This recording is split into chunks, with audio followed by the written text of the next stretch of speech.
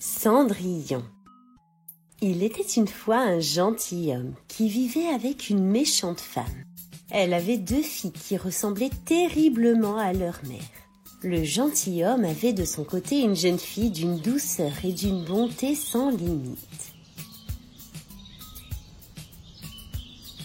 La belle-mère chargeait sa pauvre belle-fille des tâches de la maison, nettoyage, vaisselle et repas.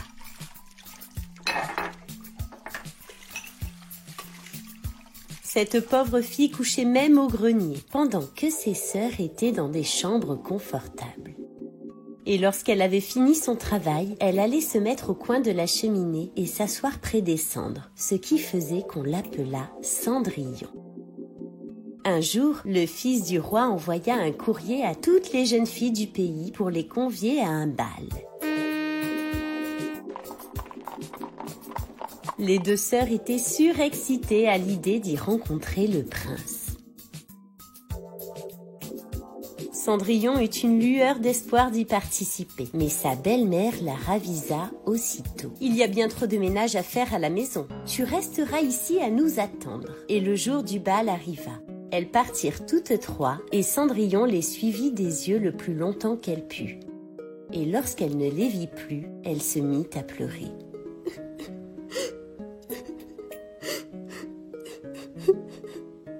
Sa marraine, qui la vit tout en pleurs, lui demanda ce qu'elle avait. « Je voudrais bien aller au bal, marraine. »« Dans ce cas, je t'y ferai aller. Va dans le jardin et apporte-moi une citrouille. » Cendrillon alla aussitôt cueillir une citrouille et la porta à sa marraine. Celle-ci la frappa de sa baguette et la citrouille fut aussitôt changée en beau carrosse. Ensuite, elle trouva 3 souris et d'un coup de baguette, les souris étaient aussitôt changées en beaux chevaux et un cocher. La fée dit alors à Cendrillon « Eh bien voilà de quoi aller au bal ?» Mais Cendrillon regarda ses vilains habits. Sa marraine ne fit que la toucher avec sa baguette et ses habits furent changés en une belle robe la plus jolie du monde. « Avant toute chose, ne dépasse pas minuit, » dit sa marraine. Cendrillon monta en carrosse et elle partit.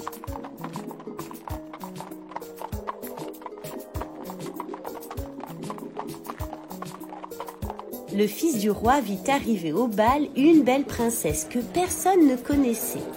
Il la trouvait divinement belle. Cendrillon était si heureuse d'être ici. Lorsque soudainement, elle entendit sonner minuit. Elle s'en alla le plus vite qu'elle put. Le prince la suivit, mais il ne put la rattraper. Elle laissa tomber une de ses pantoufles que le prince ramassa. Cendrillon arriva chez elle bien essoufflée, sans carrosse et avec ses vieux habits. Et quelques heures plus tard, les 2 sœurs ouvrirent la porte. « Je tombe de sommeil. Si tu étais venue au bal, tu ne t'y serais pas ennuyée. Il y est venue la plus belle princesse, la plus belle qu'on puisse jamais voir. » Cendrillon leur demanda le nom de cette princesse, mais elles lui répondirent qu'on ne la connaissait pas et que le fils du roi était fort en peine, qu'il donnerait toute chose au monde pour savoir qui elle était.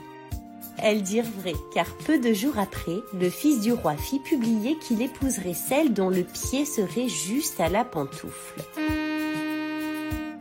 On commença à l'essayer aux princesses et à toute la cour. En vain, on l'apporta chez les 2 sœurs, mais il leur était impossible de faire rentrer leurs pieds dans la pantoufle. Cendrillon, qui les regardait, dit alors « Puis-je l'essayer ?» Ces 2 sœurs se mirent à rire et se moquer d'elle. Le gentilhomme fit asseoir Cendrillon, lui enfila la pantoufle, elle y rentrait sans peine. L'étonnement des 2 sœurs fut grand. Là-dessus arriva la marraine qui, ayant donné un coup de sa baguette sur les habits de Cendrillon, les fit devenir une belle robe. Alors ces 2 sœurs la reconnurent pour la belle personne qu'elles avaient vue au bal. Elles se jetèrent à ses pieds pour lui demander pardon de tous les mauvais traitements qu'elle lui avait fait souffrir. Cendrillon leur pardonna de bon cœur. On la mena chez le prince, parée comme elle était. Il la trouva encore plus belle que jamais, et peu de jours après, il l'épousa. Cendrillon était désormais heureuse et aimée de son tendre mari.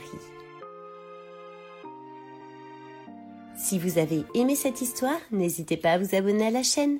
À bientôt!